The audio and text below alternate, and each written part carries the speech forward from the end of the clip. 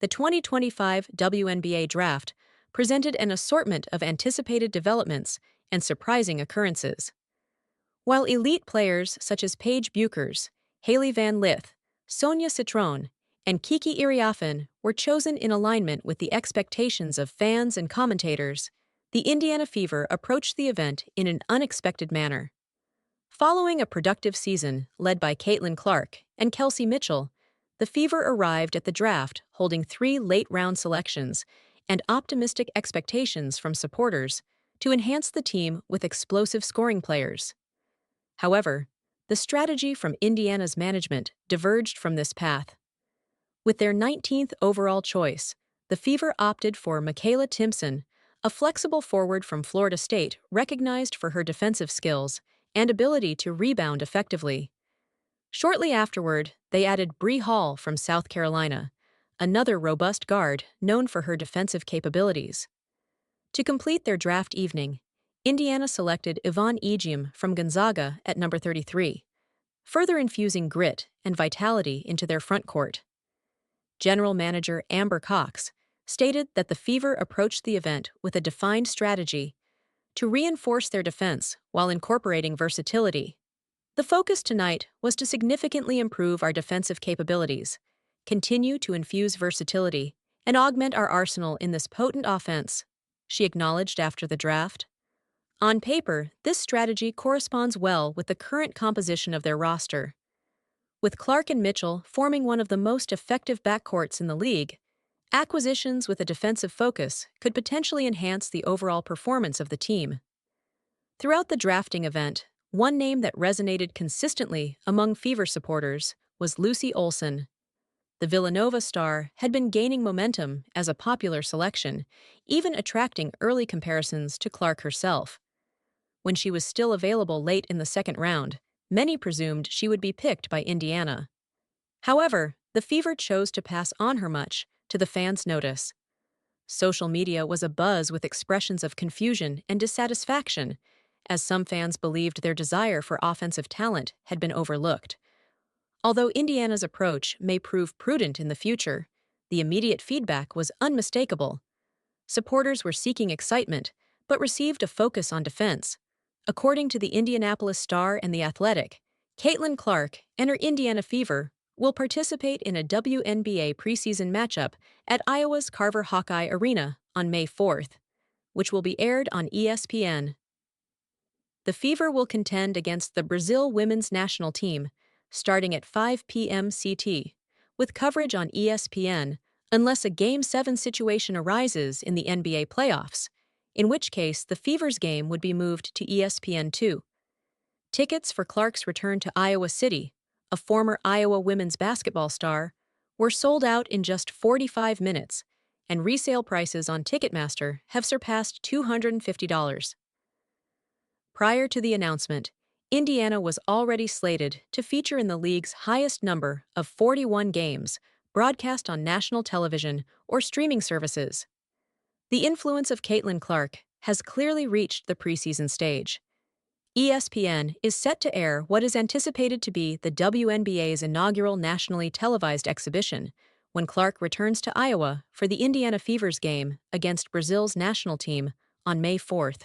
As per sources familiar with the network's scheduling, the 5 p.m. CT matchup will be broadcast on ESPN unless that network has a Game 7 scheduled in the NBA playoffs. In such a scenario, the game between the Fever and Brazil would be moved to ESPN2.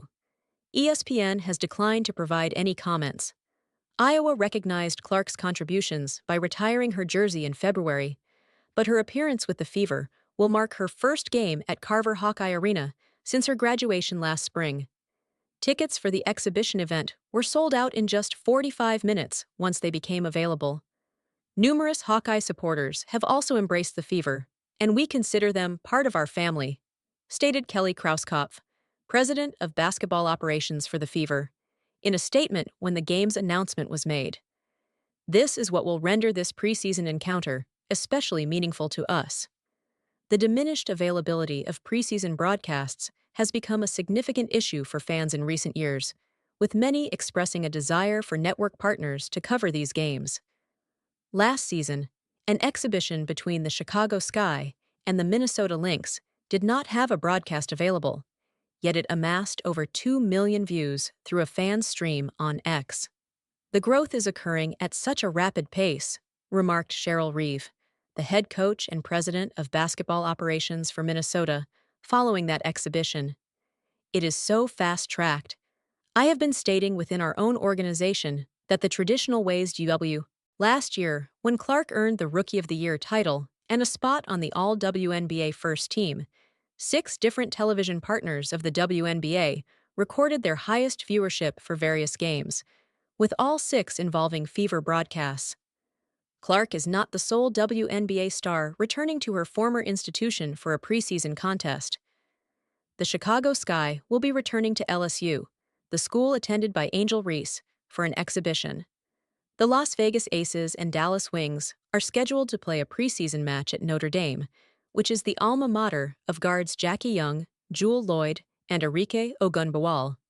Furthermore, the New York Liberty will also compete at the University of Oregon in a homecoming matchup for Nyara Sabali and Sabrina Ionescu. Caitlin Clark has arguably been a prominent figure in women's basketball long before her entrance into the WNBA. Since her tenure at Iowa, her remarkable performance and competitive spirit have attracted unprecedented audiences, leading even the Indiana Fever's preseason contests to gain national broadcast coverage. According to reports, the upcoming exhibition game for the Fever against Brazil's national team on May 4th is set to be broadcast on ESPN, which would mark the first time a WNBA exhibition game is aired nationally. The anticipation surrounding this event is immense. Tickets sold out in just 45 minutes, with resale prices exceeding $200 on Ticketmaster. Moreover, the Fever are already scheduled to partake in 41 nationally televised games throughout the regular season, representing the highest count ever for a team in the WNBA. With supporters having expressed a strong desire for preseason broadcasts over the years, this encounter with Brazil is expected to serve as a reliable indicator of fan enthusiasm for exhibition games. The Indiana Fever's exhibition matchup against the Brazilian national team is set to commence at 6 p.m. ET on Sunday, May 4th. Although the contest is likely to be shown on ESPN, if the NBA Finals extend to a Game 7, the exhibition will be relocated to ESPN2. The event will occur at the Carver Hawkeye Arena at the University of Iowa, serving as a homecoming for Clark, who is slightly more than a year removed from her distinguished tenure at the university. Additionally, on February 2nd of this year, the university retired her jersey number 22. Caitlin Clark Fever Viewership Statistics 2024. It is unsurprising, given the significant viewership Clark attracted to the WNBA during her rookie year.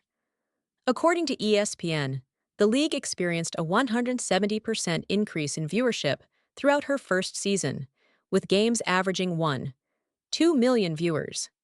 The game that garnered the most viewers during the season was an Indiana Fever match against Angel Reese and the Chicago Sky on June 23rd, which averaged 2.3 million viewers.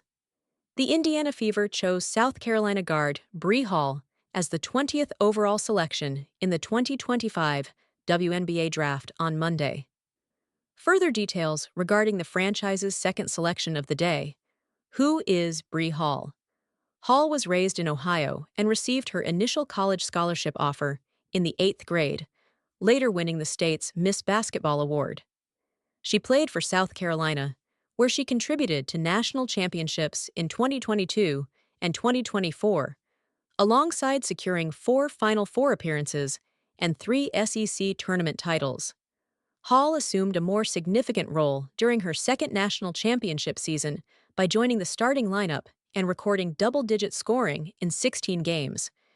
In her senior year, she averaged over 23 minutes on the court, with 3 points, and 3 rebounds per game. Hall also had the opportunity to play alongside Fever standout Aaliyah Boston in Columbia. In a post on X on Monday night, Boston referred to Hall as Big Breezy, a moniker earned due to her key 3-point shooting. At number 20 with Brie Hall, She is an exceptional defender on the perimeter and possesses a range of impressive skills, stated General Manager Amber Cox. She fulfilled that defensive role each game, checking the top opponent players. Moreover, when opportunities arose for three-pointers, she demonstrated efficiency in that capacity as well. She offers a multifaceted skill set. Brie, once more, faced the toughest challenge every single night, Cox continued. You witnessed it at South Carolina, where she successfully defended some of the leading players in the nation. This is an athlete who thrives when faced with challenges, a perfect cultural fit for Indiana. ESPN commentator Rebecca Lobo remarked. What contributions can Brie Hall make to Indiana Fever? Hall demonstrated exceptional defensive skills at South Carolina, often tasked with guarding the leading offensive player from rival teams, and is arguably one of the premier defenders in this year's WNBA draft pool. Additionally, she joins the league with significant competitive experience, having participated in more games throughout her four-year tenure.